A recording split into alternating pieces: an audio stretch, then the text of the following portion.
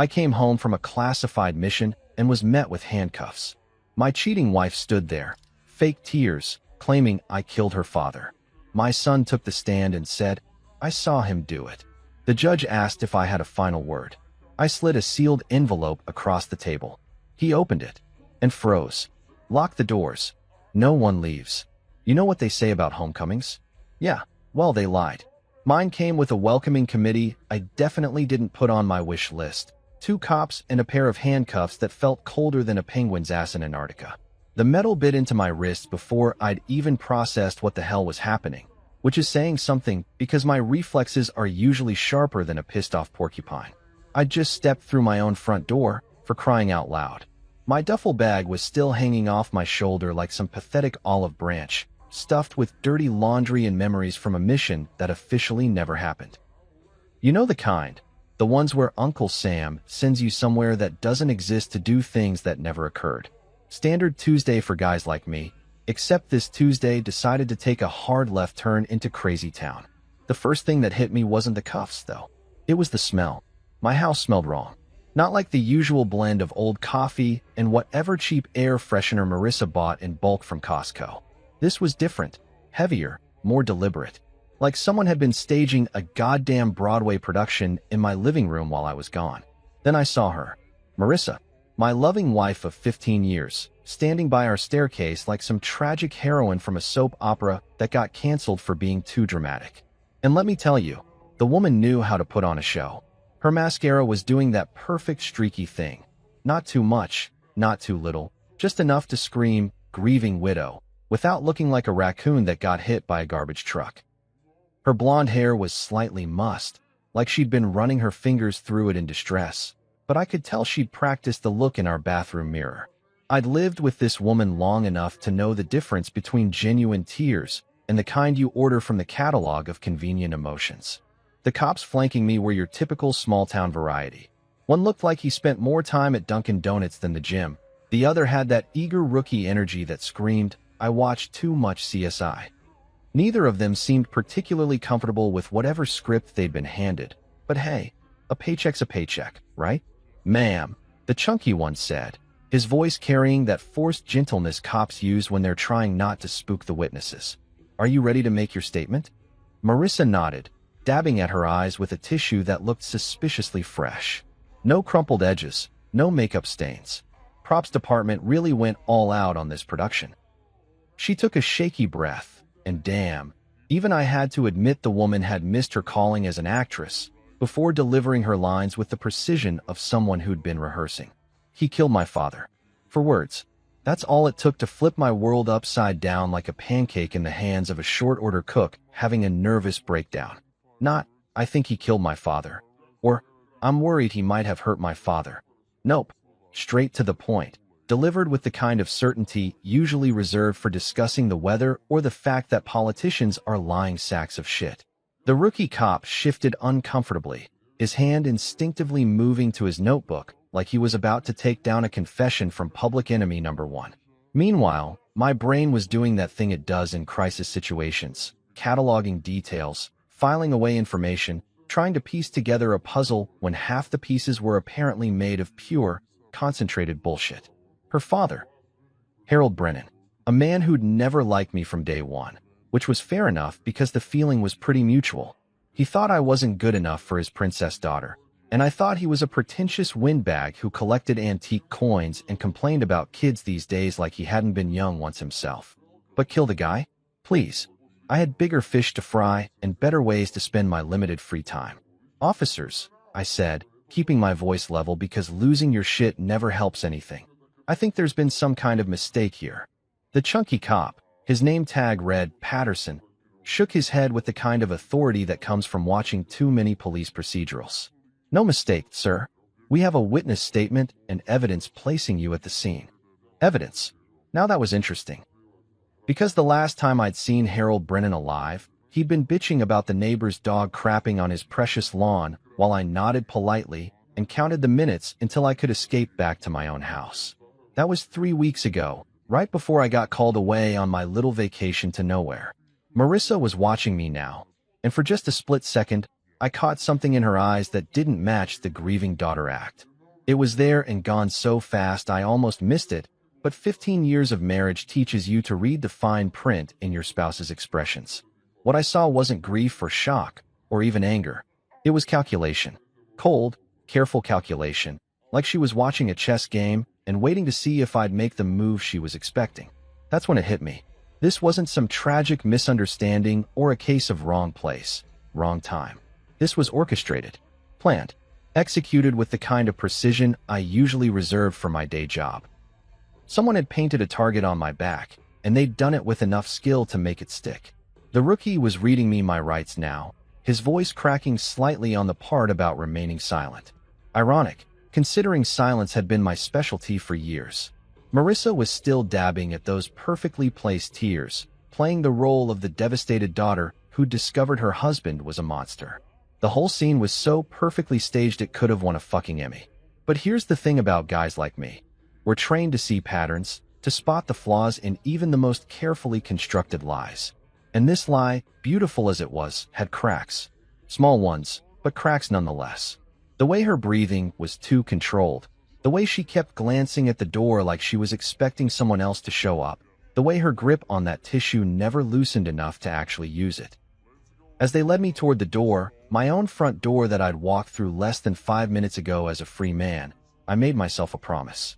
Whatever game Marissa was playing, whatever elaborate setup she'd constructed while I was gone, I was going to figure it out. And when I did, she was going to learn that framing a man who kills people for a living isn't just stupid, it's suicidal. The last thing I saw before they shoved me into the back of their patrol car was Marissa, still standing by that staircase, still clutching her prop tissue, still playing her role to perfection. But her eyes followed me through the window, and in them, I saw something that confirmed my suspicions. She wasn't grieving. She was celebrating.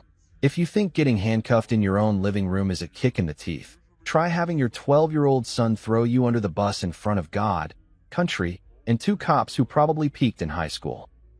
That's the kind of pain that makes waterboarding feel like a spa day. They dragged me down to the station faster than you could say Miranda rights, and now here I was, sitting in an interrogation room that looked like it was decorated by someone who thought beige was too exciting.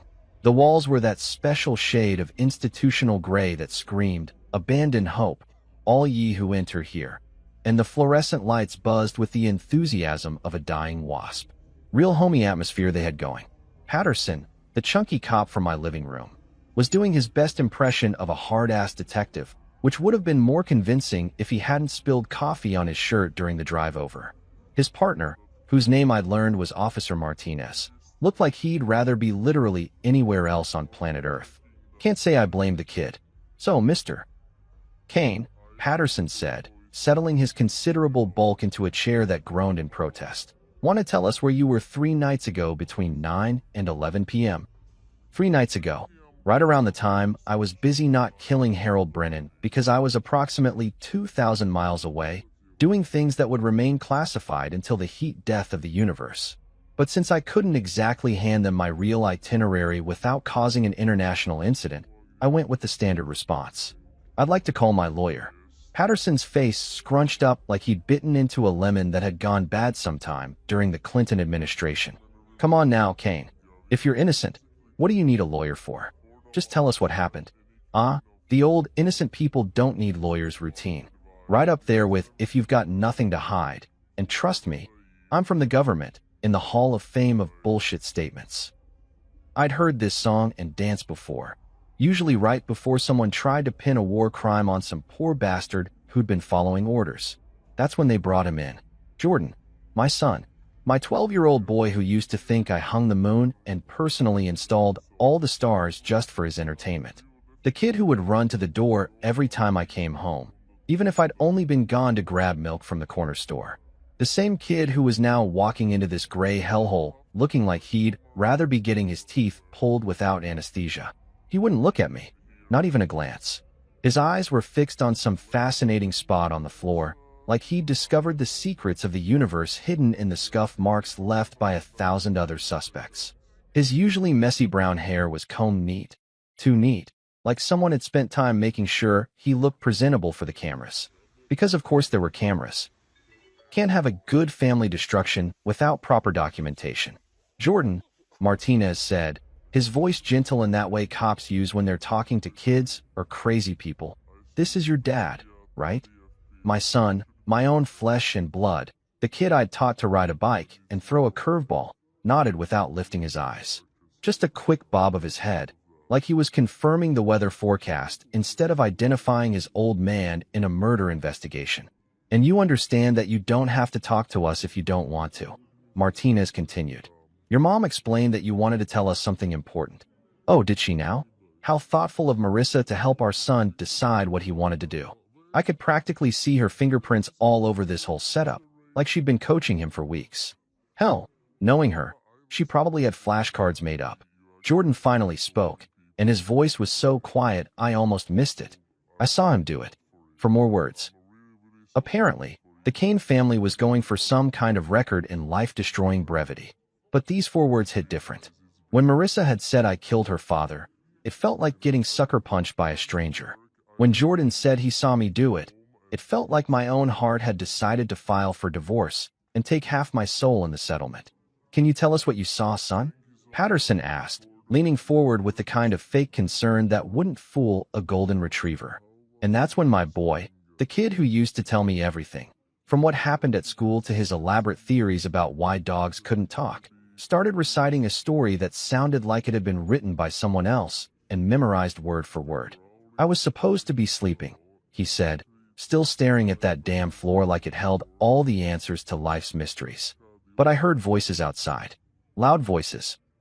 So I looked out my window, and I saw Dad and Grandpa Harold arguing in Grandpa's driveway. Bullshit. Complete and utter bullshit. 3 nights ago, I was sitting in a safe house in Eastern Europe, eating MREs that tasted like cardboard seasoned with disappointment and wondering why the hell I'd chosen a career that involved so much hurry up and wait. But Jordan kept going, his voice getting steadier as he warmed up to his performance. Dad was really angry. He was yelling about money, I think. And then, Jordan paused, swallowing hard like the words were stuck in his throat. And then he pushed Grandpa Harold, and Grandpa fell down and hit his head on the concrete step. The room went dead quiet except for the buzz of those fluorescent lights and the sound of my world crashing down around my ears like a controlled demolition gone wrong. Martinez was scribbling notes like his life depended on it. Patterson was nodding along like Jordan had just solved world hunger, and I was sitting there wondering how the hell my own son had become such a convincing liar. Because that's what this was, a lie. A carefully constructed, perfectly delivered lie that someone had fed to my 12-year-old boy and convinced him was the truth. The details were too clean, too specific, too perfectly aligned with whatever story they needed to tell. Real memories are messy, full of gaps and uncertainty. This sounded like a movie script. And what did your dad do after Grandpa Harold fell? Martinez asked gently. Jordan's voice got even quieter. He just stood there for a minute. Then he checked to see if anyone was watching, and when he saw me in the window, he put his finger to his lips, like he was telling me to keep it secret. The shush gesture. Classic intimidation move, according to every crime show that had ever been made.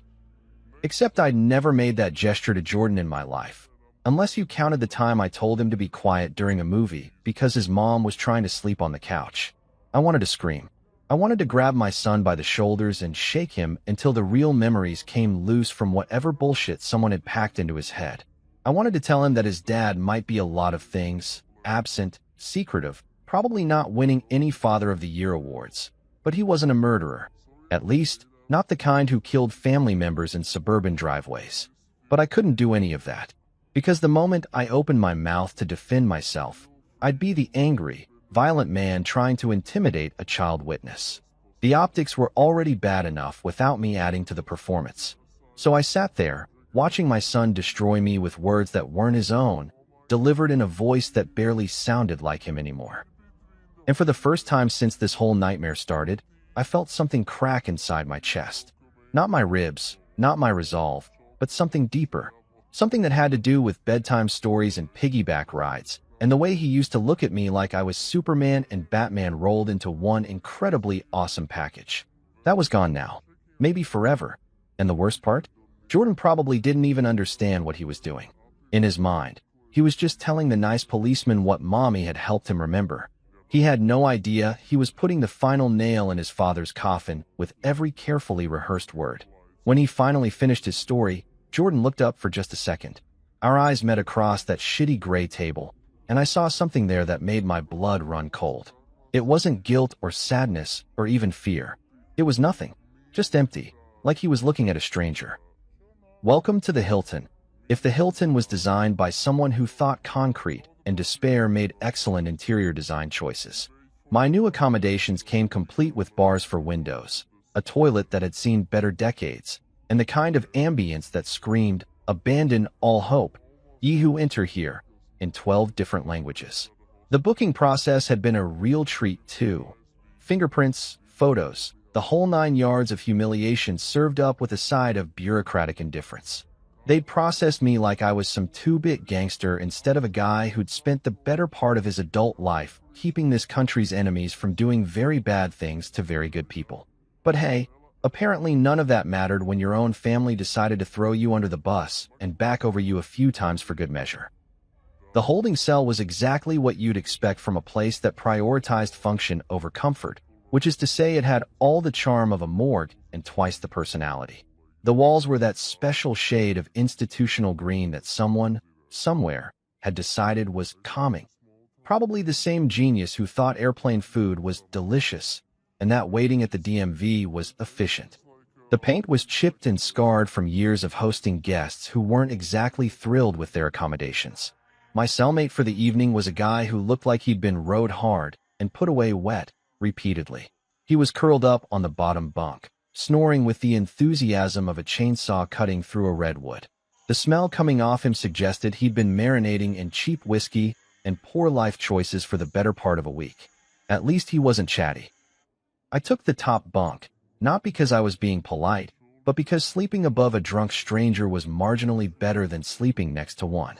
The mattress felt like it was stuffed with broken dreams and recycled disappointment, but I'd slept on worse. Afghanistan had taught me that comfort was relative, and compared to a foxhole in the middle of a sandstorm, this was practically the Ritz. But sleep? Yeah, that wasn't happening. My brain was doing that thing it does when everything goes sideways, running scenarios, analyzing variables, trying to figure out how the hell I'd ended up in this particular circle of hell. And every time I closed my eyes, I saw her face. Marissa, standing in our living room, playing the grieving daughter like she'd been born for the role.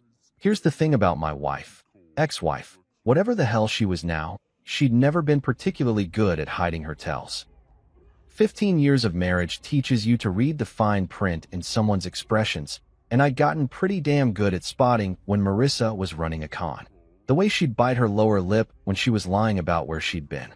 The way she'd touch her earring when she was about to say something she didn't mean. The way she'd look just slightly to the left when she was reciting something she'd memorized instead of remembered. And tonight she'd been hitting all those tells like she was playing them on a fucking piano. The carefully placed tears, the perfectly timed pauses, the way she delivered that line about me killing her father, it was all performance. Grade A, Oscar-worthy performance, but performance nonetheless. The question was why? What did she gain from putting me in a cage? Sure, she'd never been thrilled about my job, my long absences, the classified nature of most of my work. She'd made that clear enough over the years with her passive-aggressive comments about normal husbands and real relationships. But framing me for murder? That seemed like overkill, even for someone who thought my idea of a romantic evening involved checking the perimeter and making sure all the locks were secure. Then there was Jordan, my son. My boy who'd looked me in the eye and calmly described watching me commit a crime I'd never committed in a place I'd never been. The kid was 12, not exactly master manipulator material, which meant someone had gotten to him first. Someone had spent time coaching him, feeding him details, making sure his story was airtight. The drunk on the bottom bunk let out a particularly spectacular snore that sounded like a freight train having an argument with a garbage disposal. I stared at the ceiling, counting water stains and trying to piece together the timeline. 3 nights ago, Harold Brennan had died. According to Jordan's testimony, I'd been there, angry about money, pushing the old man around until he took a header into his own front steps. Except 3 nights ago, I'd been approximately 2,000 miles away, sitting in a safe house and watching some very bad people do very bad things to some very important infrastructure. The kind of mission that came with its own paperwork in triplicate and enough classified stamps to wallpaper a small house. But since I couldn't exactly hand over my real alibi without causing an international incident, I was stuck playing defense with nothing but my word and a growing suspicion that someone had orchestrated this whole thing with military precision. The more I thought about it, the more the pieces started fitting together in ways I didn't like. Marissa's sudden interest in having Jordan spend more time with her father over the past few months. The way she'd been pushing for me to take that last mission, practically shoving me out the door when the call came.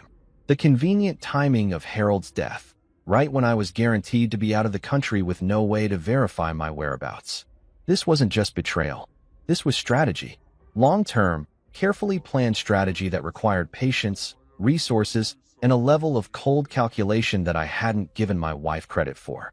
Apparently, I'd been seriously underestimating the woman who couldn't remember to pick up milk from the store, but had somehow managed to construct an airtight frame job that would make the CIA proud. The fluorescent light in the hallway buzzed and flickered like it was having its own existential crisis, casting weird shadows through the bars. Somewhere down the corridor, another guest was having a heated conversation with someone who wasn't there, his voice echoing off the concrete walls like a one-man Greek chorus of crazy. But in the quiet moments between the snoring and the ranting and the buzzing, I found something I hadn't expected: clarity. See, when you've spent enough time in genuinely dangerous situations, the kind where people are actively trying to kill you with automatic weapons and improvised explosives, sitting in a jail cell starts to feel almost peaceful. No incoming fire, no mission parameters to worry about, no innocent civilians to protect. Just time to think. And what I was thinking was that Marissa had made a critical error. She'd treated this like a domestic dispute instead of what it actually was: a war. And in war, the side that gets cocky usually gets dead. She'd played her opening moves beautifully. I had to give her that. The grieving widow act, the manipulated child witness, the carefully constructed timeline that put me at the scene of the crime with motive and opportunity. But every good soldier knows that the battle isn't won in the opening moves. It's won in the long game, in the patience to wait for your enemy to overextend themselves, in the discipline to gather intelligence before making your move. And Marissa had just given me something precious: time. Time to think. Time to plan. Time to figure out exactly how deep this rabbit hole went and who else was dancing to her tune. Because one thing was becoming crystal clear as I lay there listening to my drunk cellmate's symphony of snores. This wasn't just about getting rid of an inconvenient husband. This was bigger than that. More complicated than that. This was about money, power, and the kind of long-term planning that suggested I wasn't dealing with an amateur. Marissa might be a lot of things, but she wasn't a mastermind. Which meant someone else was pulling the strings, someone with the resources and connections to make this whole elaborate setup work. The question was, who? You know what they say about hindsight? It's 2020 and a real son of a bitch. Sitting in that concrete paradise, staring at water stains that looked like abstract art painted by someone having a particularly bad day, my brain decided it was the perfect time for a highlight reel of all the red flags I'd been too stupid or too busy to notice. Thanks, brain. Real helpful timing. The thing about being married to someone for 15 years is that you develop this weird ability to ignore the obvious. It's like relationship camouflage. You get so used to the way things are that you stop seeing the way things actually are. And boy, had I been wearing some industrial strength blinders when it came to my loving wife. Our marriage hadn't just been rotting. It had been decomposing like roadkill in August heat, and I'd been walking around pretending everything smelled like roses. The signs were all there, flashing like neon lights at a strip club, but apparently I'd been too focused on keeping the world safe for democracy to notice that my own home front was staging a fucking coup. It started with the deployments. Not the fact that I had to go. Hell, she knew what she was signing up for when she married a guy whose job description included "locations may vary" and "bring your own body armor." But somewhere along the way, her attitude shifted from supportive wife to resentful prisoner, like I was deliberately choosing to leave her behind instead of following orders that came from people who could make my life very complicated if I decided to play hooky. "Other husbands come home for dinner," she'd say. usually while I was trying to decompress from 3 weeks of dodging bullets and eating food that tasted like it had been designed by someone who'd never actually met a human being. Other husbands coach Little League and fix leaky faucets and remember anniversaries. Right. Other husbands. The mythical creatures who apparently lived in some parallel universe where the biggest threat to national security was running out of barbecue sauce at the company picnic. I tried explaining that my job was a little more complicated than selling insurance or managing a target, but that conversation always ended the same way, with Marissa sighing dramatically and me feeling like I'd somehow failed at being human. Then there was the silence thing.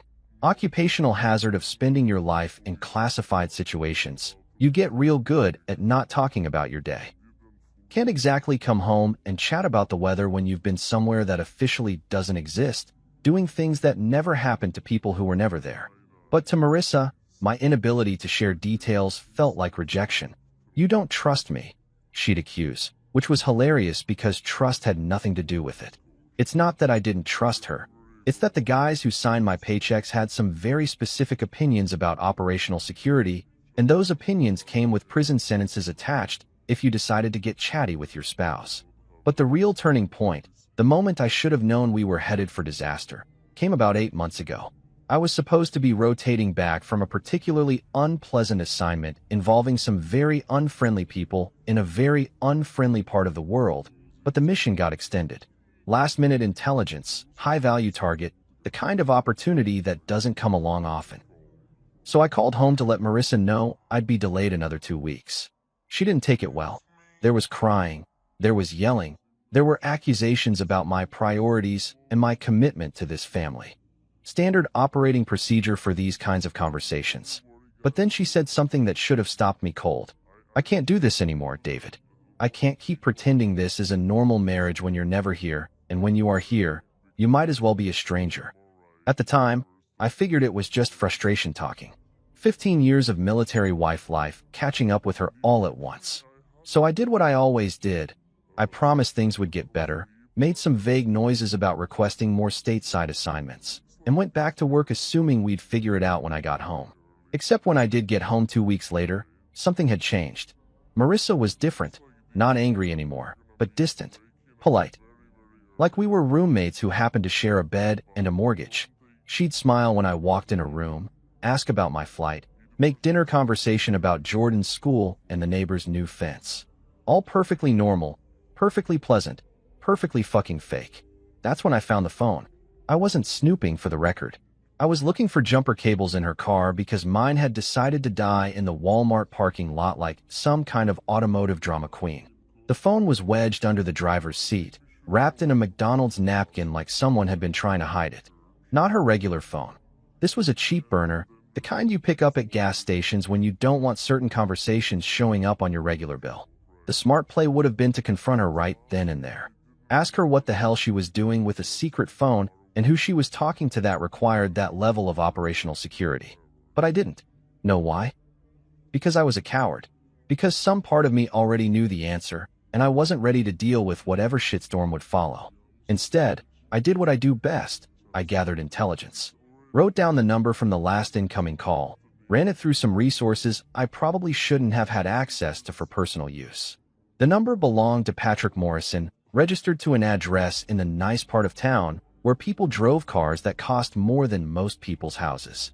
Patrick Morrison, Marissa's ex-husband, the guy she divorced before we met because he was controlling and obsessed with money and incapable of understanding what real love looked like. At least, that's what she'd told me during those long, romantic conversations we used to have back when she actually seemed happy to see me. Apparently, Patrick had been doing pretty well for himself since the divorce. Real estate development, city council connections, the kind of local influence that came with campaign contributions and country club memberships. The kind of guy who could make problems disappear or create new ones, depending on what served his interests. And he'd been talking to my wife, late at night, for months. The calls always came when I was deployed, never when I was home. Long conversations, sometimes lasting an hour or more. And judging by the timing, they'd started right around the time Marissa had her little breakdown about our marriage being a sham. I should have confronted her then. Should have laid the evidence on the kitchen table and demanded an explanation. Should have asked her what the hell she thought she was doing, sneaking around with her ex-husband while I was out risking my ass to keep food on our table and a roof over our heads. But I didn't, because by then, I'd already started to suspect that the conversation wouldn't go the way I wanted it to. Because some part of me had started to wonder if maybe she had a point about our marriage being broken. Because 15 years of trying to balance classified work with family life had taught me that sometimes the best intelligence is the kind you sit on until you understand the full scope of what you're dealing with. So I put the phone back where I found it, finished getting those jumper cables, and went home to have dinner with my wife and son like nothing had happened. Like I hadn't just discovered that my marriage had more secrets than a CIA black site. Looking back now, from the luxury of a jail cell that smelled like industrial disinfectant and crushed dreams, I could see the pattern. The late-night headaches that sent Marissa to bed early. The sudden interest in taking Jordan to visit his grandfather more often. The way she'd encourage me to take assignments, practically pushing me out the door when opportunities came up. She'd been planning this for months, maybe longer. And Patrick Morrison, the ex-husband with the money and the connections and the apparent inability to let go of what used to be his, had been helping her every step of the way. The question wasn't whether they'd killed Harold Brennan together. The question was why they'd needed him dead in the first place, and why framing me for it was worth the risk of everything falling apart. But I was starting to get some ideas about that too. And none of them were going to end well for the happy couple. Here's something they don't teach you in marriage counseling. When your wife frames you for murder, it really helps to have friends who know how to make people disappear. Not that I was planning anything dramatic, mind you, but when you've spent 15 years pulling certain people's asses out of various international fires, those people tend to remember the favor. And right about now, I needed all the favors I could get. The thing about guys like me is that we don't make friends the normal way. We don't bond over fantasy football or complain about our lawn mowers over a beer. We make friends by bleeding together, by trusting each other with our lives in situations where trust isn't just important. It's the difference between going home to your family and becoming a statistic in some classified after-action report. I'd saved Tommy Rodriguez's life in Syria when he took shrapnel in a firefight that officially never happened. He'd returned the favor in Afghanistan when my position got overrun and I needed someone to call in air support that would have made the evening news if anyone had been allowed to report on it. Mike Chin owed me for Baghdad. I owed Sarah Martinez for that clusterfuck in Eastern Europe, and we all owed Danny Murphy for pretty much everything because the man was a walking miracle when it came to getting people out of impossible situations. These weren't drinking buddies or weekend golf partners. These were the kind of people who understood that sometimes the right thing to do wasn't exactly legal, and sometimes helping a friend meant operating in the gray areas where official channels feared to tread. The kind of people who'd gotten very good at making problems go away quietly and efficiently, without bothering the bureaucrats who preferred their paperwork to stay clean. So when word got out that David Kane, solid operator, stand-up guy, saved more lives than he'd taken, which was saying something in our line of work, had been arrested for murdering his father-in-law in a suburban driveway, certain people started asking questions. Not the official kind of questions that involve paperwork and congressional oversight. The other kind. The kind that got answered in cash payments to the right people and favors called in from contacts who preferred to remain unnamed. Day 2 of my extended stay at the Gray Bar Hotel, Tommy Rodriguez was having coffee with a communications technician who'd always been flexible about which phone records were and weren't available for civilian law enforcement requests. Funny how these things work out. Seems like Marissa's phone records were suddenly accessible to anyone with the right credentials and a willingness to ask nicely. The conversation went something like this. Hey, you know that Kane case everyone's talking about? His wife's been making a lot of late-night calls to her ex-husband. Like, a suspicious amount of late-night calls. The kind that might make you wonder what they've been discussing at 2 in the morning for the past 8 months. Day 3, Mike Chun was having lunch with a guy who worked security for the company that monitored traffic cameras in the suburbs where Harold Brennan had lived. Amazing how these surveillance systems work. Turns out they keep records of who drives through certain neighborhoods, especially the kind of neighborhoods where city councilmen and real estate developers live. Even more amazing how those records might show Marissa's car making multiple trips to her father's house on the night he died, including one trip that lasted exactly 17 minutes, just long enough to commit a murder and stage a crime scene. Now, I'm not saying these conversations were anything other than friendly chats between professionals who happen to work in related fields. And I'm definitely not saying that any classified resources were used for personal purposes, because that would be highly inappropriate and probably illegal. But it's funny how information has a way of flowing between people who understand the value of mutual assistance. Day 4 brought the most interesting development yet. Sarah Martinez, who'd always had a gift for financial investigations, probably because she'd spent 3 years tracking terrorist funding through shell companies that existed only on paper, had coffee with someone who worked at the bank where Patrick Morrison kept his accounts. Not the accounts he used for his legitimate real estate business, mind you. The other accounts. The ones registered to LLCs with names like Pacific Holdings and Morrison Development Trust. Turns out, Patrick had been very busy in the weeks leading up to Harold's death. Large cash withdrawals, wire transfers to offshore accounts, payments to individuals whose job descriptions were probably best left unexamined. The kind of financial activity that suggested someone was either planning a very expensive vacation or preparing to make some serious problems go away permanently. But the real kicker, the piece of information that made everything click into place like a rifle bolt sliding home, came from Danny Murphy. Danny had always been good at finding things that weren't supposed to be found, which made him invaluable when you needed to locate enemy weapons caches or terrorist safe houses. Turns out, those same skills worked pretty well for tracking domestic financial irregularities. Harold Brennan, it seemed, had been sitting on something more valuable than his antique coin collection and his opinions about kids these days. The old man had been the primary beneficiary of his late wife's life insurance policy, a substantial policy that had been sitting in trust, gathering interest, waiting for him to kick the bucket so it could pass to his only daughter. We're talking serious money here. The kind of money that could fund a very comfortable lifestyle for two people who were tired of dealing with inconvenient husbands and their messy military careers. But here's where it gets interesting. The trust had conditions. Harold couldn't just give the money to Marissa while he was alive. There were tax implications, legal restrictions, the kind of bureaucratic red tape that kept large sums of money tied up until all the proper forms were filed and all the right people had been paid their fees. However, if Harold died under certain circumstances, and if his daughter was his sole heir, and if there were no complications like estranged sons-in-law asking awkward questions about the inheritance, well, let's just say that particular trust fund would become available very quickly, with very few questions asked. So there it was, laid out like a tactical map of enemy positions. Marissa gets Harold out of the way, inherits the money, and lives happily ever after with Patrick Morrison, assuming her inconvenient husband is safely locked away for the murder she committed. Clean, simple, profitable. The kind of plan that looked brilliant on paper and would have worked perfectly if they hadn't made one critical error. They'd underestimated exactly how many people owed David Kane a favor. By day 5, my invisible allies had assembled enough evidence to sink Marissa's little conspiracy like a torpedo hitting an aircraft carrier. Phone records showing the coordination between Marissa and Patrick. Financial records showing Patrick's payments to individuals who specialized in making problems disappear. Surveillance footage showing Marissa's car at the scene during the window when Harold died. Bank records showing large transfers from Patrick's accounts to Marissa's, payments that just happened to coincide with her father's death.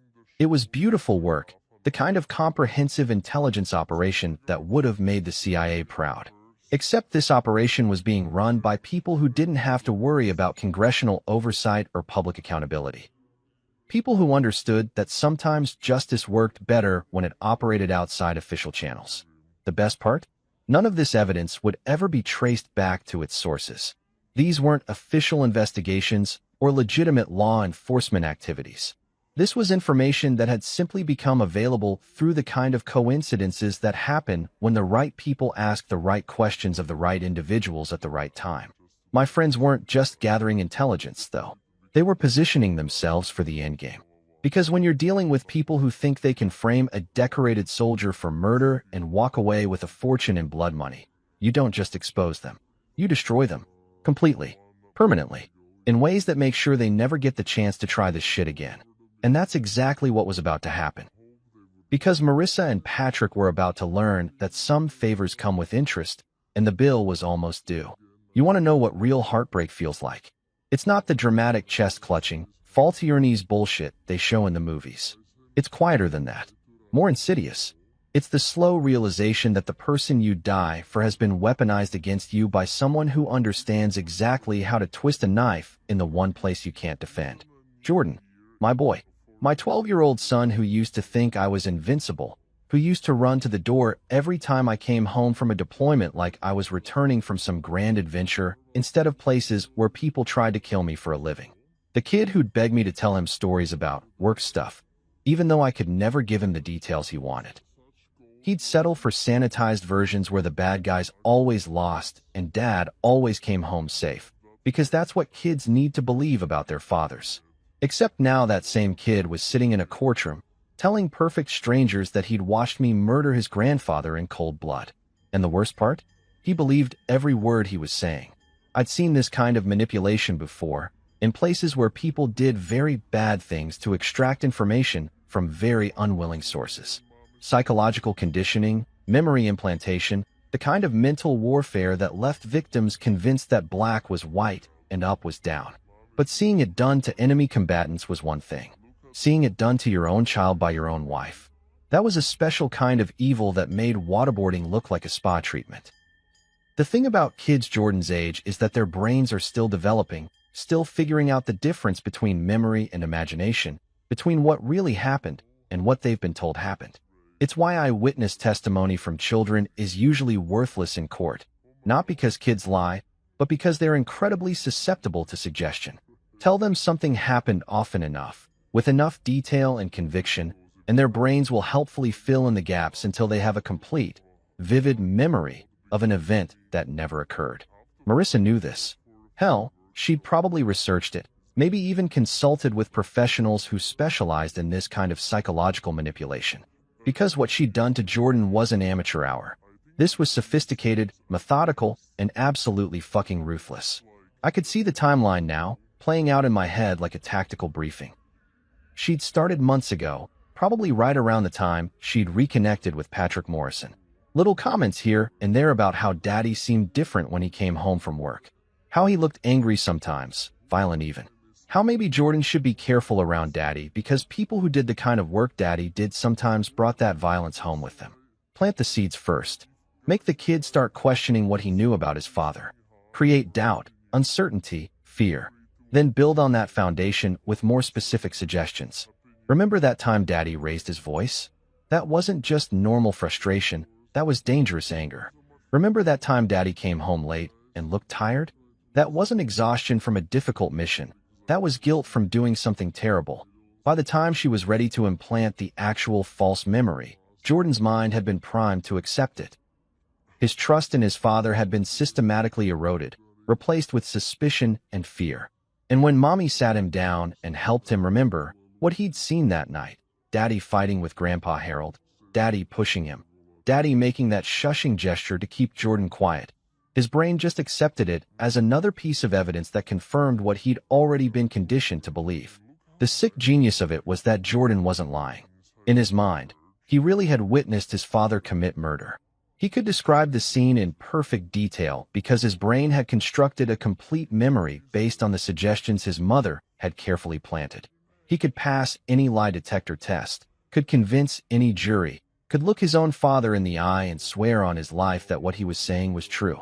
Because to him, it was true. I thought about all the nights I'd tucked him into bed, all the stories I'd told him, all the times he'd asked me if I was ever scared when I was away. Nah, buddy, I'd always tell him. Good guys don't get scared. We just get careful. And he'd smile and drift off to sleep, secure in the knowledge that his dad was one of the good guys, that he fought monsters and won every time. Now that same kid thought I was the monster. The psychological damage this would cause him was probably irreversible. Even if the truth came out, even if Marissa's lies were exposed and her conspiracy unraveled, Jordan would spend the rest of his life dealing with the fact that he'd been manipulated into betraying his own father.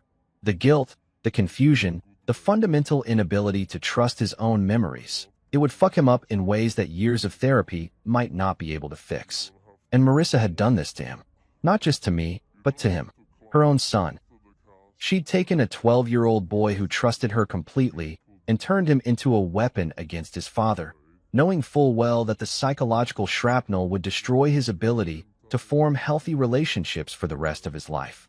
That's when I realized something that should have been obvious from the beginning. Marissa wasn't just greedy or vindictive or desperate for a new life with her ex-husband. She was genuinely, clinically sociopathic. The kind of person who could sacrifice her own child's mental health without a moment's hesitation if it served her purposes. The kind of person who could look at a 12-year-old boy and see nothing but a tool to be used and discarded. I'd lived with this woman for 15 years. I'd shared a bed with her, trusted her with my life, given her a son. And I'd never seen what she really was underneath the suburban mom facade. Either she was that good at hiding her true nature, or I'd been that blind to the signs. Probably both. The really fucked up part was that Jordan still loved her. Even as she was systematically destroying his relationship with his father, even as she was programming him to become an unwitting accomplice to murder, he still saw her as the person who took care of him, who made his lunches and drove him to soccer practice and kissed his scraped knees. In his mind, she was the good parent, the safe parent, the one who'd never hurt him. Which meant that when the truth finally came out, and it would come out, because my invisible allies were thorough as hell, Jordan would lose both parents at once. He'd realized that his father wasn't a murderer, but he'd also realized that his mother was a manipulative psychopath who'd used him as a weapon. The betrayal would hit him from both sides, and there wouldn't be anyone left for him to trust. I wanted to hate him for what he'd done to me. It would have been easier that way, cleaner. Just write him off as another casualty of Marissa's war against me and move on with whatever was left of my life. But I couldn't do it, because every time I looked at him sitting in that courtroom, pale and scared, and trying so hard to be brave while he destroyed his father with words that weren't his own, all I could see was the little boy who used to fall asleep on my chest while I read him stories about knights and dragons. He was a victim too, maybe the biggest victim of all, because he'd have to live with the consequences of what he'd been made to do long after Marissa and Patrick were just unpleasant memories. The question was whether there'd be anything left of my son to save when this was all over, or whether Marissa had broken him so completely that he'd never be able to trust anyone again, including himself. Either way, she was going to pay for what she'd done to him. That wasn't negotiable. Chapter 7, letting the trap close. You know what separates a good soldier from a great one? Patience. The ability to sit still while everything around you goes to hell. To let your enemies think they're winning while you position yourself for the kill shot. It's the difference between reactive tactics and strategic warfare, between surviving the battle and winning the war. So when they dragged me into that courtroom wearing an orange jumpsuit that made me look like a traffic cone with anger management issues, I did something that probably confused the hell out of everyone watching. Absolutely nothing. No dramatic protests of innocence, no desperate attempts to expose the truth, no impassioned speeches about being framed by my vindictive wife. I just sat there, calm as a monk on Xanax, and let Marissa's little theater production play out exactly the way she'd rehearsed it. The courtroom was one of those wood-paneled affairs that was supposed to inspire confidence in the American justice system, but mostly just reminded you that the whole thing was an elaborate performance with costumes and scripts and an audience that pretended to believe what they were seeing. Judge Harrison looked like he'd rather be anywhere else, maybe playing golf or having a colonoscopy, but he was stuck presiding over what everybody assumed was going to be an open and shut case of domestic violence gone wrong.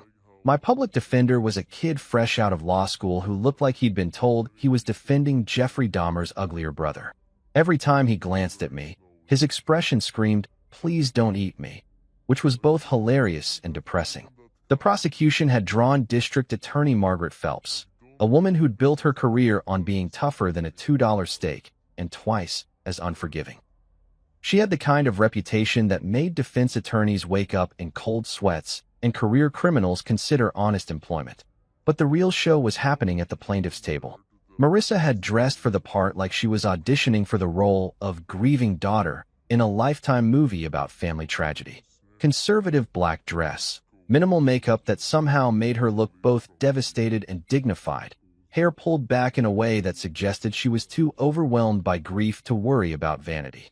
She'd even managed to develop a subtle tremor in her hands that appeared whenever she had to look in my direction. Patrick Morrison sat behind her in the gallery, playing the part of the concerned friend who just happened to be there for moral support. He'd gone for the successful businessman who's definitely not fucking the defendant's wife. Look, expensive suit, tasteful tie, just the right amount of gray at his temples to suggest wisdom and stability.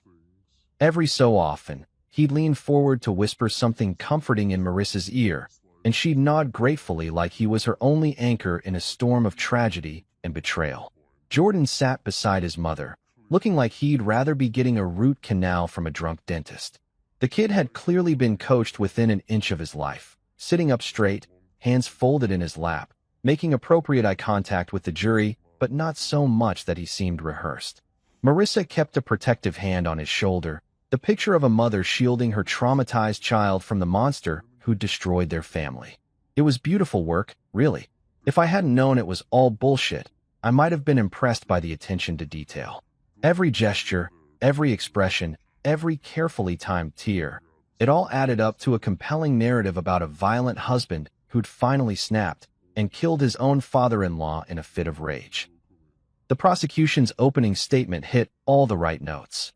Phelps painted me as a dangerous man trained to kill, someone who'd brought the violence of my military career home with him. She talked about the strain of long deployments, the psychological toll of classified work, the way combat veterans sometimes struggled to readjust to civilian life.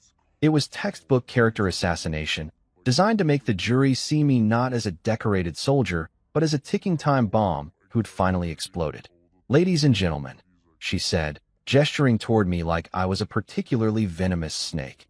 "David Kane is a man who has spent years learning how to kill efficiently and without remorse. A man whose job required him to compartmentalize violence, to separate his emotions from his actions. And when that violence finally came home, when the pressure of maintaining two separate lives became too much, Harold Brennan paid the ultimate price." She called it the warrior's curse, the idea that men like me were fundamentally broken by our experiences, that we were walking time bombs who could snap at any moment and turn our training against innocent civilians. It was insulting as hell, but it was also effective. I could see the jury buying it, see them looking at me with that mixture of fear and disgust that people reserve for rabid animals and politicians. When they called Marissa to the stand, she played her role flawlessly, voice breaking at just the right moments, tears flowing on cue, body language that screamed, "victim of domestic abuse." She talked about how I'd changed over the years, how I'd become distant and angry, how she'd started to fear for her safety in Jordan's. "He was different when he came back from his last deployment," she testified, dabbing at her eyes with a tissue that somehow never got too soggy to be effective. "Angrier, more violent. He'd have these episodes where he'd just disappear into himself, like he was back wherever they'd sent him. It was masterful fiction. She took every normal reaction to the stress of classified work, the need for privacy, the difficulty in transitioning between operational mindsets and family life, the occasional moments of distraction when you're processing classified information you can't discuss, and reframed them as signs of psychological instability and potential violence. When they asked her about the night Harold died, her performance reached Oscar-worthy levels. She described getting a panicked phone call from Jordan, rushing over to find her father dead and her husband standing over the body. She talked about the blood, the way I'd looked at her with cold, empty eyes, the threats I'd allegedly made about what would happen if she told anyone what she'd seen. The jury ate it up like free pizza at a college dorm. By the time she stepped down from the witness stand, half of them were looking at me like I was personally responsible for every unsolved murder in the tri-state area. Jordan's testimony was even more devastating because it came across as completely innocent. No coaching, no agenda, just a traumatized 12-year-old boy bravely telling the truth about the night his father became a monster.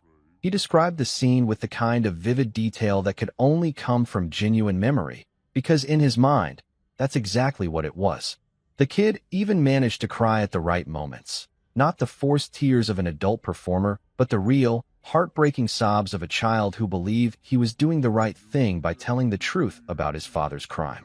It was simultaneously the most convincing testimony I'd ever heard and the most heartbreaking thing I'd ever witnessed.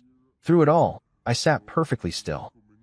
Didn't object, didn't react, didn't give them any ammunition to support their narrative about my violent tendencies. My lawyer kept shooting me confused looks, probably wondering why his client wasn't helping with his own defense. The jury kept stealing glances in my direction, looking for signs of the monster they'd been told I was. And Marissa? She kept watching me too, but her expression was different. Cautious, like she couldn't quite figure out why I wasn't playing my part in her drama. She'd expected me to fight back, to rage against the accusations, to give her more evidence of my supposedly violent nature. Instead, she got nothing. Just calm, patient silence from a man who was supposed to be falling apart under the weight of his own guilt. What she didn't understand was that I wasn't just sitting there taking it. I was studying her, cataloging every tell, every micro-expression, every moment when the mask slipped just a fraction. Because while she was busy performing for the jury, she was also revealing things about herself that she probably didn't realize. The way she glanced at Patrick after particularly effective moments in her testimony. The way her breathing changed when she lied versus when she told the truth. The way she unconsciously touched her earring when she was reciting memorized lines versus speaking spontaneously. She thought she was watching me break. Instead, she was showing me exactly how she'd constructed her lies and where the weak points were in her performance. Every gesture, every pause, every carefully planned emotion was giving me intelligence I could use when the time came to destroy her. Because that time was coming. Soon. And when it did, she was going to learn that patience wasn't just a virtue, it was a weapon. 10 days. That's how long it took for Marissa's little Broadway production to reach its grand finale. And I have to say, she'd put on one hell of a show. The prosecution had paraded witness after witness to the stand. Neighbors who testified about my suspicious behavior, co-workers who described my violent tendencies, even Jordan's soccer coach who swore I'd once looked at him in a threatening manner during a parent-teacher conference. It was like watching a master class in character assassination, each testimony carefully designed to paint me as a dangerous sociopath who'd finally snapped and murdered his own father-in-law in cold blood. The defense my court-appointed lawyer had mounted was about as effective as a screen door on a submarine. Kid meant well, bless his heart, but he was working with nothing. No alibi I could verify without exposing classified operations. No witnesses who could testify to my whereabouts. No evidence that contradicted the prosecution's timeline. Every time he tried to poke holes in their story, they'd patch it up with another witness or another piece of circumstantial evidence that made me look guiltier than a fox in a henhouse full of dead chickens. Judge Harrison had clearly made up his mind somewhere around day 3. You could see it in the way he looked at me, not like a man presumed innocent until proven guilty, but like a rabid dog that needed to be put down for the safety of decent society. His questions to the defense were perfunctory. His rulings consistently favored the prosecution, and his body language screamed that he was just going through the motions until he could slam down his gavel and sentence me to life without parole. The jury was even more obvious. 12 good citizens of this fine community, and every single one of them had bought Marissa's performance hook, line, and sinker. The soccer mom in seat 4 kept shooting me disgusted looks like I'd personally kicked her dog. The retired mechanic in seat 7 actually recoiled when I glanced in his direction. Even the college kid in seat 2, who probably thought he was too cool to be swayed by emotional manipulation, was nodding along with every word of the prosecution's closing argument. And why wouldn't they? The story made perfect sense. Troubled veteran with anger issues finally loses control and kills his wife's father in a domestic dispute gone wrong. Wife and child witness the aftermath, traumatized but brave enough to testify against the monster they trusted. It was neat, clean, and emotionally satisfying in the way that real life rarely is. The kind of story that makes people feel good about their ability to spot the bad guys and do the right thing. Marissa had outdone herself during the closing arguments. When the prosecution called her back to the stand for one final statement, she delivered a performance that would have made Meryl Streep weep with envy. Voice trembling with barely controlled emotion, eyes brimming with tears that somehow never quite fell, she looked directly at the jury and spoke from the heart about the man she'd once loved and the monster he'd become. "I keep thinking about the David I married," she said, her voice cracking at exactly the right moment. "The man who used to read bedtime stories to Jordan, who would hold me when I had nightmares, who promised to protect our family no matter what. I keep wondering when that man disappeared and this stranger took his place. She paused, letting that sink in, her hand moving to her throat in a gesture that looked spontaneous but had probably been practiced in front of a mirror. I know some of you are thinking that I should have seen the signs, that I should have protected my son from his own father. And you're right. I failed Jordan that night. I failed my father. I failed to recognize that the man I'd been sharing a bed with for 15 years was capable of such violence. The tears finally came then, rolling down her cheeks with perfect timing. But I won't fail them again. I won't let fear or misplaced loyalty prevent me from telling the truth about what happened that night. My father is dead because I was too blind to see what David had become, too naive to believe that the man who swore to love and protect our family could be the same man who would murder my father in cold blood. By the time she finished, there wasn't a dry eye in the jury box. Hell, even my own lawyer looked like he was ready to convict me himself. It was a masterpiece of emotional manipulation, the kind of testimony that doesn't just convince a jury of your guilt. It makes them feel good about sending you away for the rest of your natural life. The prosecution's closing argument was almost anticlimactic after Marissa's performance. District Attorney Phelps simply laid out the facts as they'd been presented: motive, opportunity, witness testimony, physical evidence. She reminded the jury that David Cain was a trained killer, a man who'd spent years learning how to take lives efficiently and without remorse. She painted a picture of escalating domestic violence, of a marriage under strain, of a man whose military training had finally turned against innocent civilians. Ladies and gentlemen, she concluded, her voice ringing with righteous authority, the evidence in this case is overwhelming. David Cain murdered Harold Brennan in cold blood, and then he tried to intimidate the only witnesses to his crime, his own wife and son. This is not a case about the difficulties of military service or the challenges of readjusting to civilian life. This is a case about murder, pure and simple. And justice demands that you find the defendant guilty on all charges.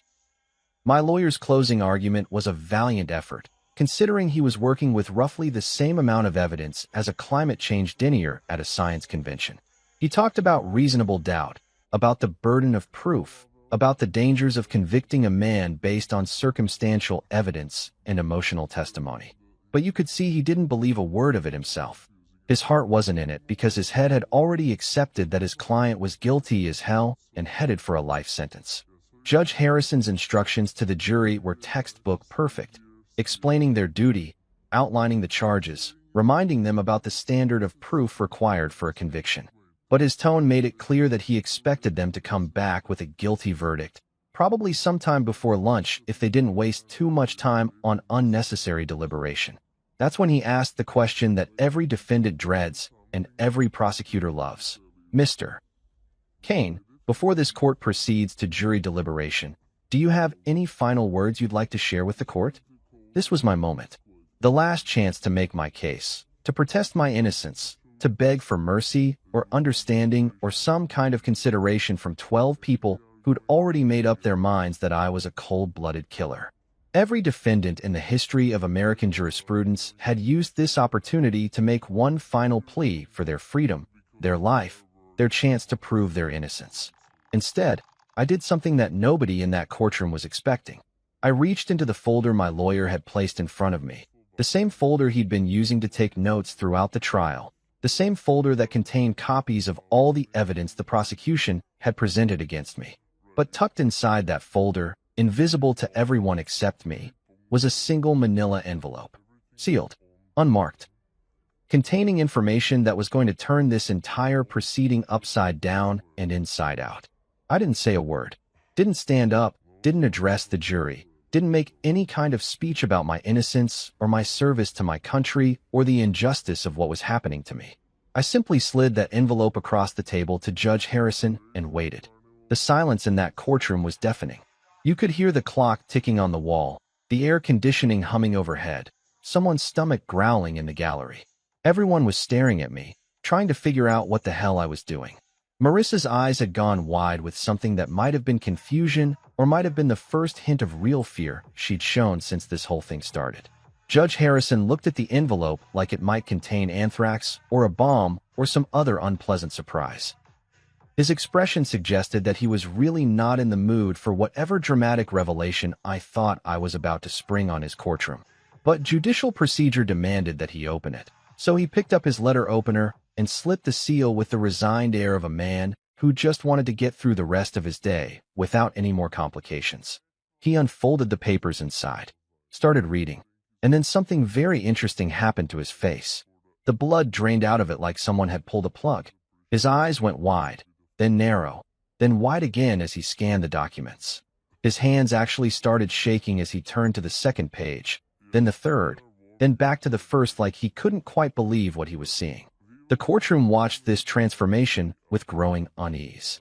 Marissa was gripping the edge of the plaintiff's table hard enough to leave marks. Patrick Morrison had gone pale in the gallery, his businessman's composure cracking around the edges. Even the bailiff was starting to look nervous, his hand moving instinctively toward his weapon. Judge Harrison looked up from the papers, his eyes finding mine across the courtroom. For a moment, we just stared at each other. Then he looked at Marissa, at Patrick, at the jury, at the packed gallery full of people who'd come to watch a monster get his comeuppance. When he spoke, his voice was steady, but there was something underneath it that made everyone in the room sit up straighter. Something that suggested the nice, orderly trial they'd all been enjoying was about to take a hard left turn into territory nobody had been expecting. "Bailiff," he said, his words cutting through the silence like a blade through silk. "Lock the doors. No one leaves this courtroom." The bailiff hesitated for just a second, clearly confused by the unprecedented order.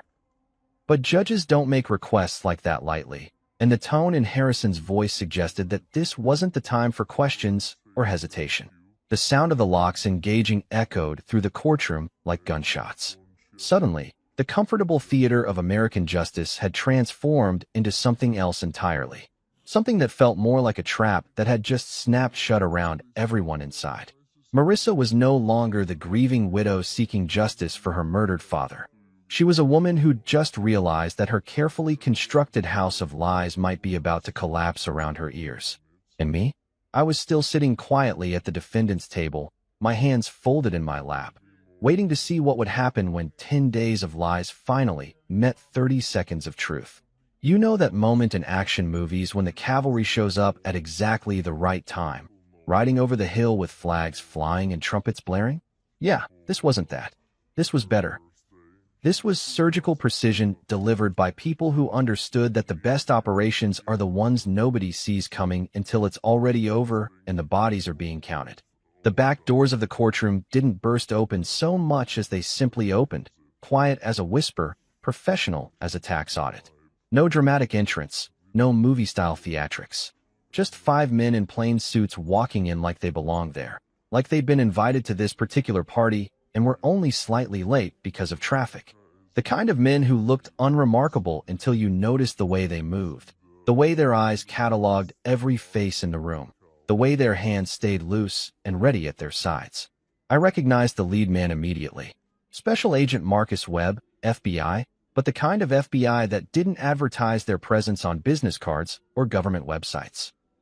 The kind that handled situations too sensitive for regular law enforcement, too complicated for standard procedure, too dangerous for anyone who wasn't trained to operate in the gray areas where official policy met operational necessity.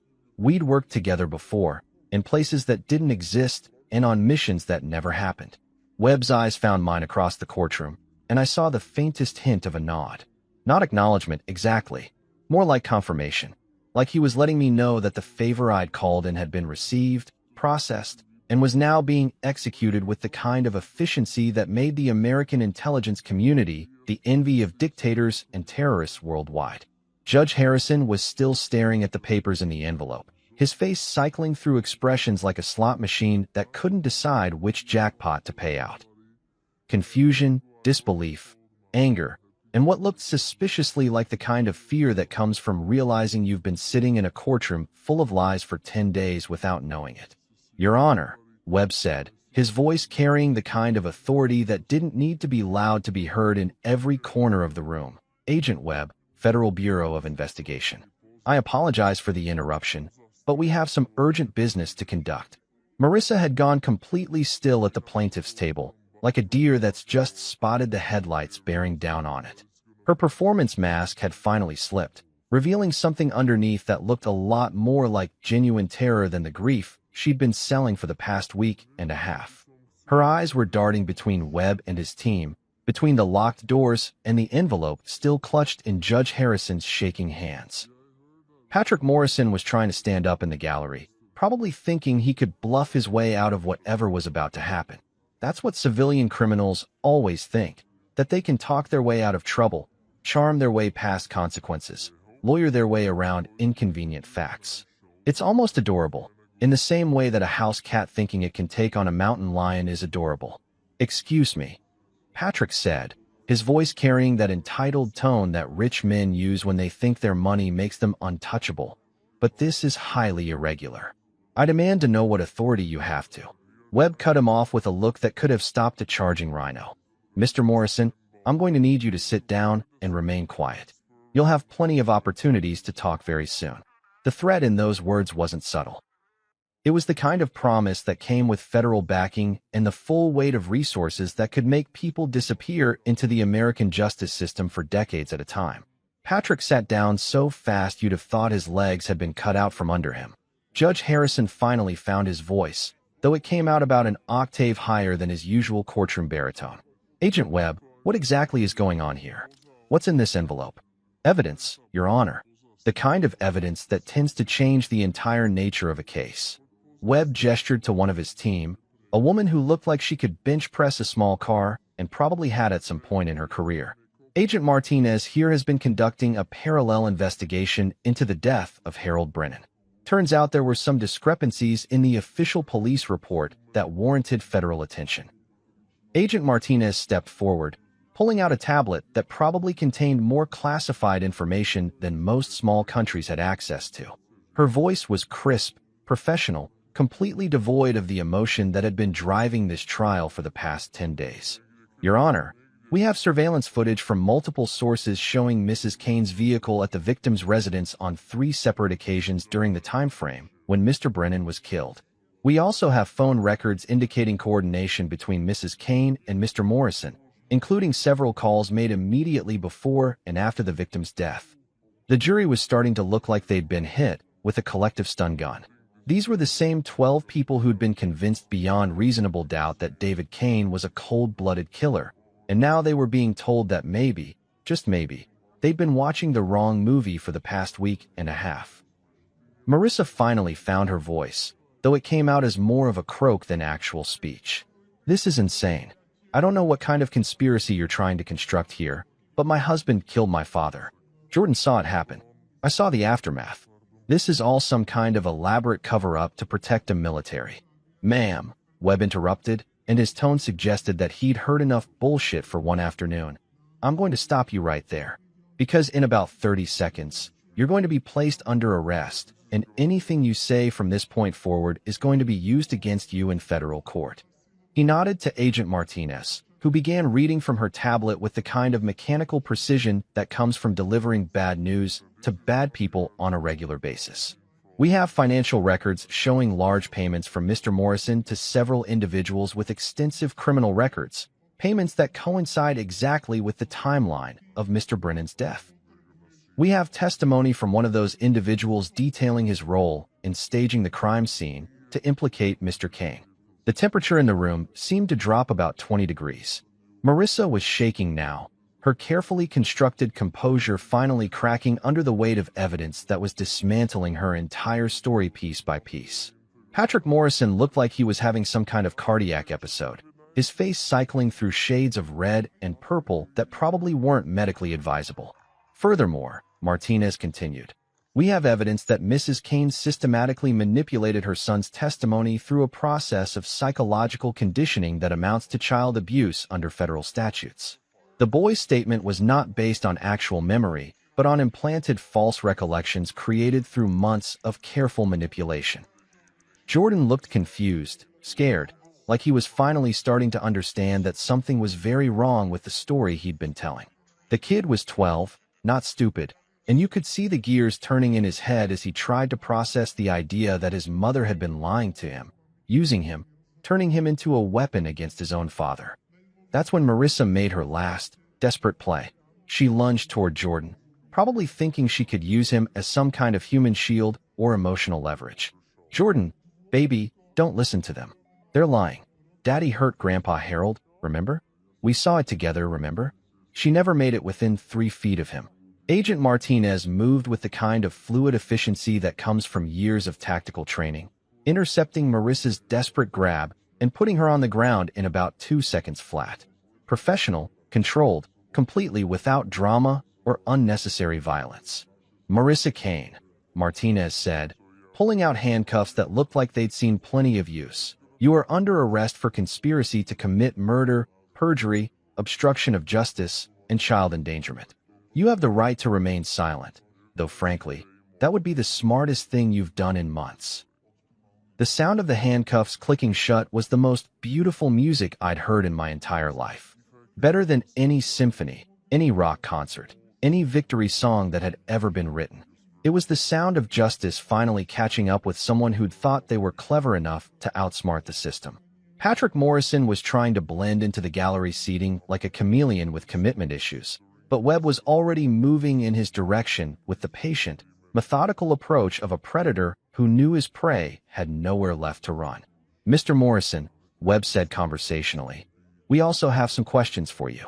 Seems like your financial records show some very interesting patterns over the past few months. Large cash withdrawals, payments to individuals with interesting skill sets, wire transfers to offshore accounts. The kind of activity that makes federal investigators very curious about your business practices. Patrick tried to run.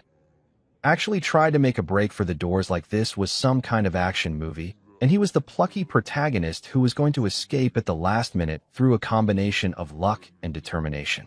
It would have been hilarious if it wasn't so pathetic. He made it about 6 steps before one of Webb's team, a guy who looked like he could probably tackle a freight train and win.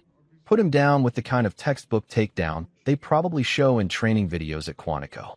Professional, efficient, completely unnecessary for anyone watching to worry about excessive force complaints. Patrick Morrison, the agent said, pulling Morrison's face off the courtroom floor and reaching for his own set of handcuffs. You're under arrest for conspiracy to commit murder, accessory to murder, and about 15 different financial crimes that are going to keep federal prosecutors busy for the next several years. The courtroom had gone dead silent except for the sound of Marissa sobbing and Patrick Morrison's muffled protests about lawyers and constitutional rights, and how this was all a terrible misunderstanding. Judge Harrison was still clutching the envelope like it contained the secrets of the universe, his eyes moving between the federal agents and the 2 people who'd just been arrested in his courtroom. Jordan was crying now, but not the fake tears his mother had taught him to produce on command. These were real tears, the kind that come from a 12-year-old boy finally understanding that everything he believed about his family, his father, his entire world, had been built on lies that were now crumbling around him. And me?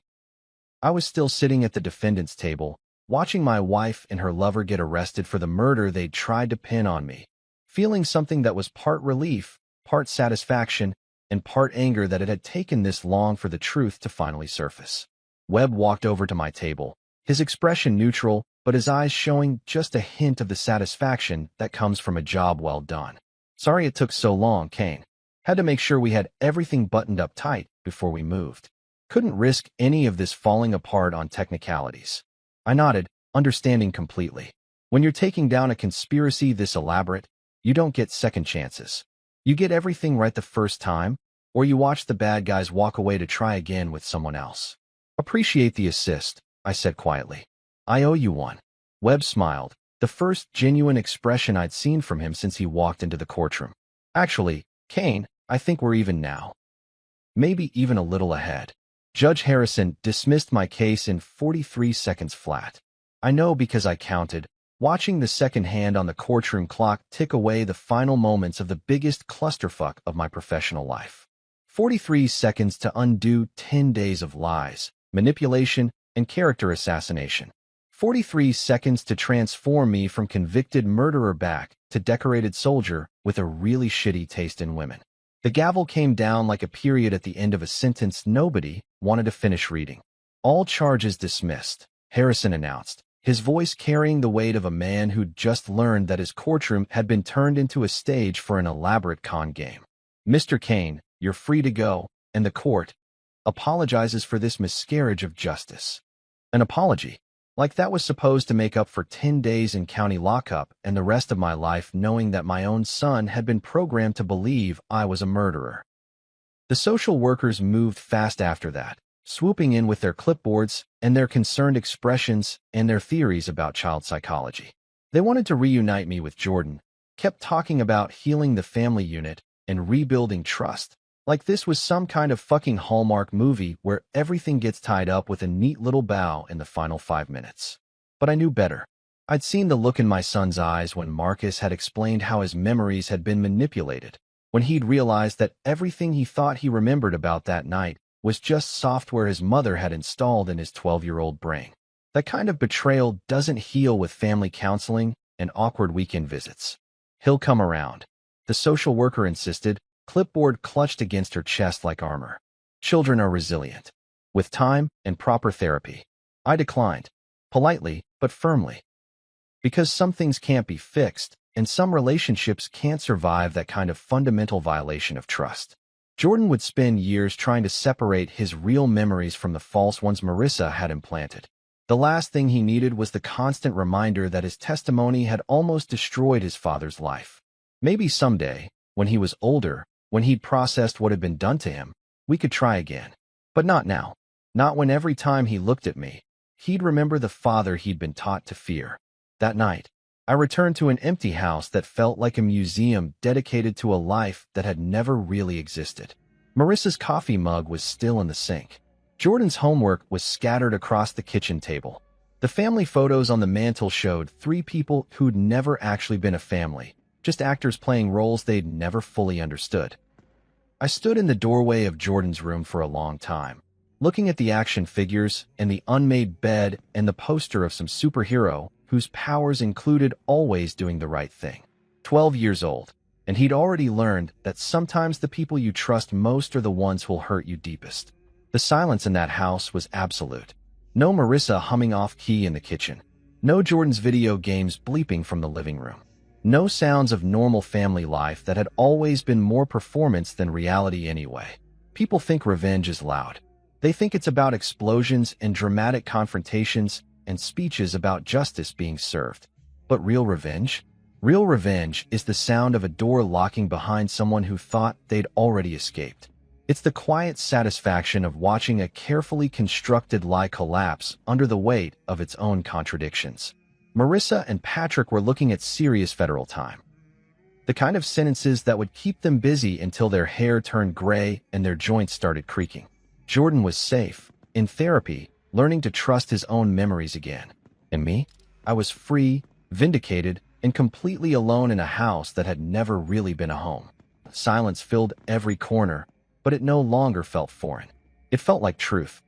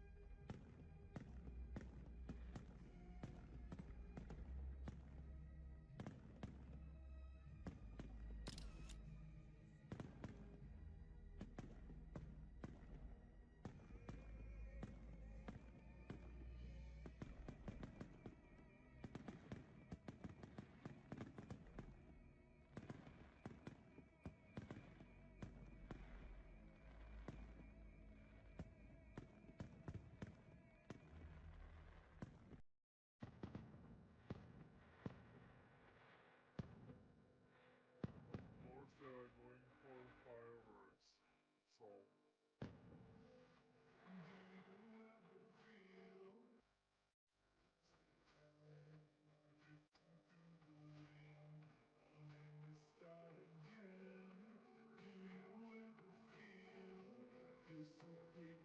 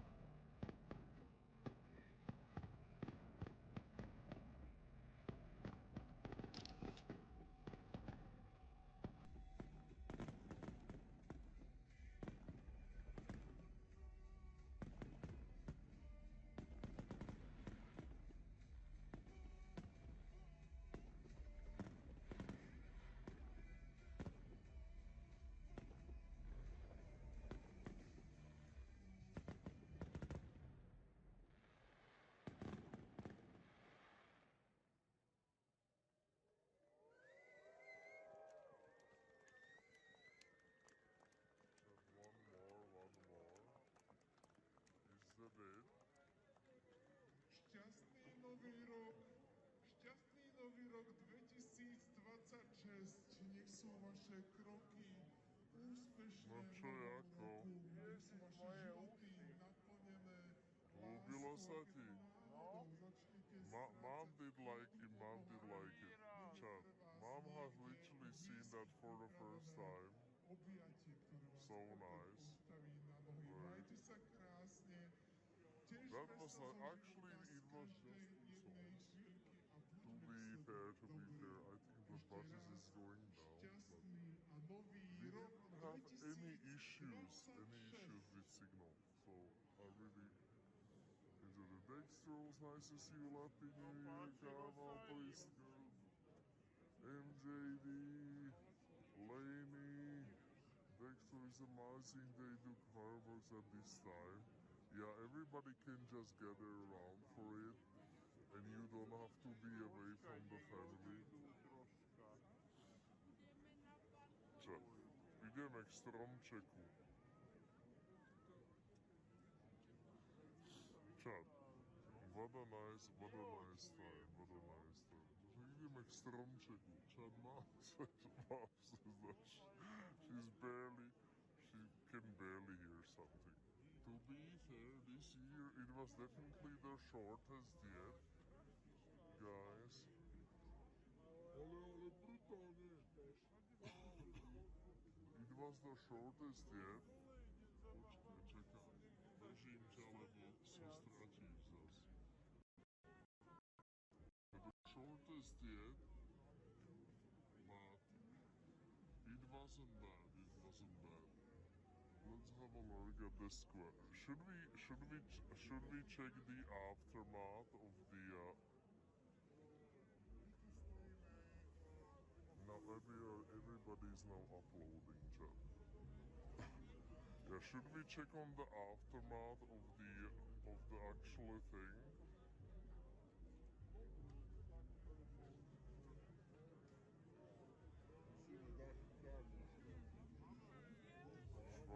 I'm trying not to lose mom, chat.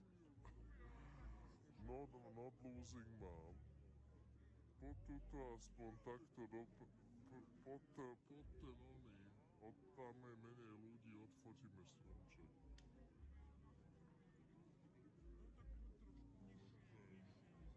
Chat. It was nice. Even though, I'm gonna be honest, I'm a little bit bummed that it was just 2 songs.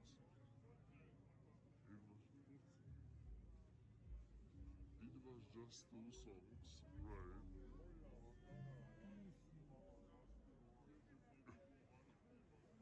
Okay, a little bit of a picture from here. Okay, John, it's actually like foggy now, to be fair, right? To be fair, it's foggy now, right? Čo, ľúbilo sa ti? Mom is deaf right now. Mom is actually deaf right now. Monkas. Lenny, welcome in Spacey. Gracie B is here. Nice to see you. MJD. Ice Alan Dextrose. Peťaka Lapinur, Carval, Pili, Spacey Gracie B again. Justinovi Rock, Jurike, impressive. It was nice. But it was only two songs, guys. It was awesome. It was. I hope you made some clips. Where probably because of music, it's not really possible. Shortest. Yeah, this was the shortest show that we had. Usually it's like 10 minutes, like three songs. And now it was 2 songs this year. Nice people. No, tak stačí. Stačí.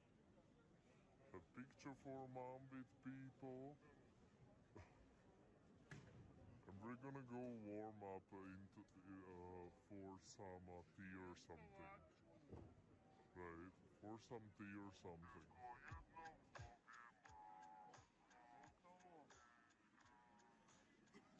It's nice. Berlin, nice to see you. Hi GP, wishing your mom happy and healthy 2026.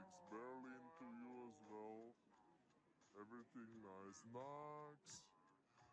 Jak powiesz siostrze, však povedz mu šťastný nový rok po maďarsku. Maďarsky, pozdravujem Ivánom. There we have it, whatever that was, probably happy New Year. Nax, welcome. We had a hype train. There was a hype train. Oh my god, Chad, I didn't even notice. Sorry for that. Google Ultron, thank you so much for gifting us up. Google, thank you so much. Wooder, thanks for tasting streak.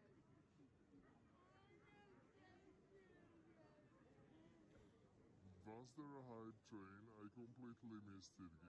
You are chat. You are hype training when I cannot even look into the chat. Right? Not fair. Not fair. Welcome in. Yeah, I see it.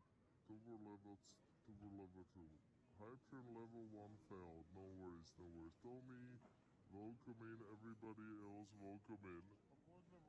Architecture TV, nice to see you here.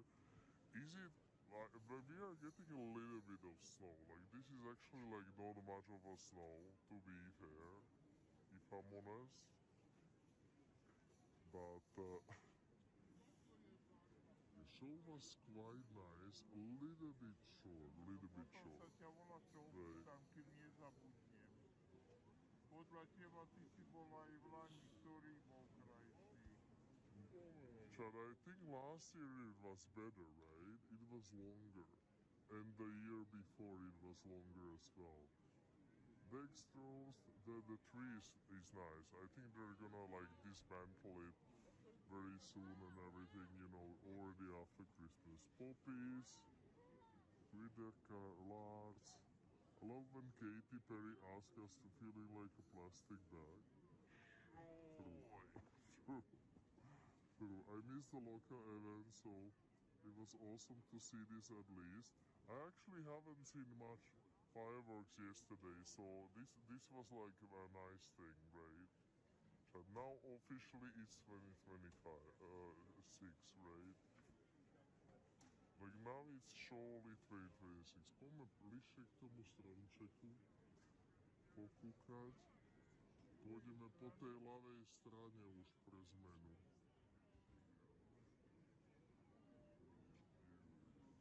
Potom volačo si dáme piť. Last year I think it was longer. It was definitely longer. But on the other hand, guys, last year we didn't hear the songs playing because we were on the other side of the square, so we didn't hear the music. Right? We just saw the show.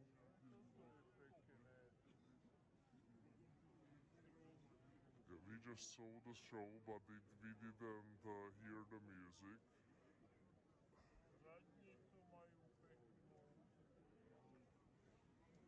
It's nice and cozy. Poď ideme kúknúť tú, no, tú radnicu, no.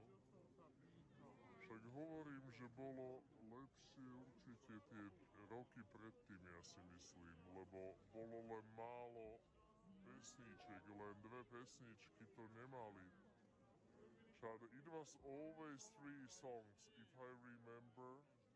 Even last year it was 3 songs. Was it nicer last year or this year?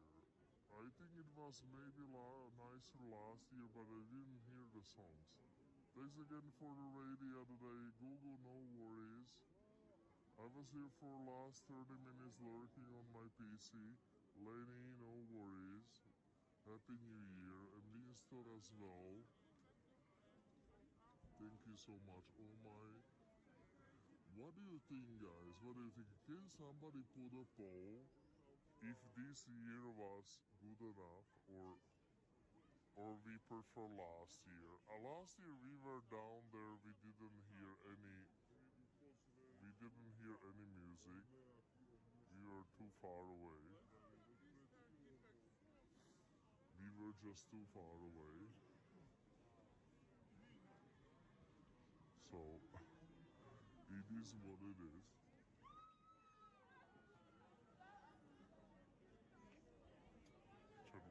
Why am I going into the Christmas tree when it's not Christmas anymore? Oh, pardon. But it's not Christmas anymore.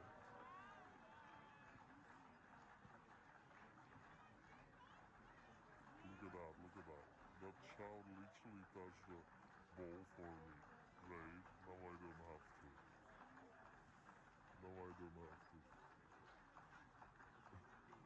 Welcome in. Thank you so much again, Google, for that gift. Really appreciate it. Kevin and Earth. Oh my God! Welcome in. I barely can hear something through all the people and everything. I guess it played, but not very loud. Kevin and Erd, welcome in. Thanks for the raid. exactly Bystrica, Banska Bystrica. Kevin and Erd, nice to see you. By the way, why am I not followed? So the first thing that I'm gonna do is follow, right? Kevin and Erd, I think I saw you yesterday. Was it yesterday on Sam's stream? I think it was, right? Dr. Sam TV is still here. Welcome in, everybody. I'm trying to push a button, chat, but it just doesn't work. Welcome in, Liverpool. Thanks for the shout out. Welcome in, everybody. Welcome to cozy Banska Bystrica, mining town. Well, it used to be a mining town. Now it's a cozy old town. And the only town that does these fireworks celebrations, and it's always 1st of January.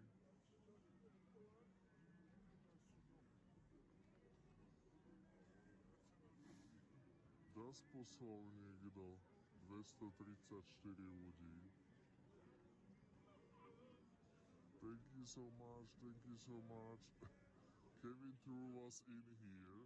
Literally I go around, so probably, oh, yeah, I think I saw you like over there or something. Okay, I'm finally viewing the profile. Like, it literally took like 10 minutes for me to even open your profile. I have to follow chat. Like everybody do as I do, not as I speak, right?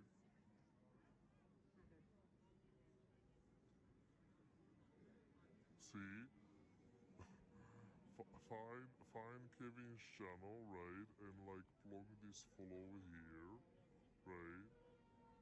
And now it's all set. Now it's all set. Welcome in, everybody. Thanks for the huge raid again. We already did have like 2 big raids and even a big raid from Carlo, please, 3 raids. Thank you so much. Not able to stream much because of work. I have it opposite. I actually am without work for now like half a year or something, and I did have a little bit more time to stream, but I'm missing that, that like stable income and stuff like that. You know how it is. So, but I'm still trying to travel even from, how much we can. We're gonna go on my birthday in 3 weeks, not even 3 weeks. We're gonna go to somewhere, new country. I follow Kevin. I got to go. Google, have a good one. Thanks for stopping. Google pozdravuje. Indeed. Google. Blue Jeans family, welcome in. Beanstor, welcome in. Everybody else, welcome in. Yeah, I'm GP. I'm doing IRL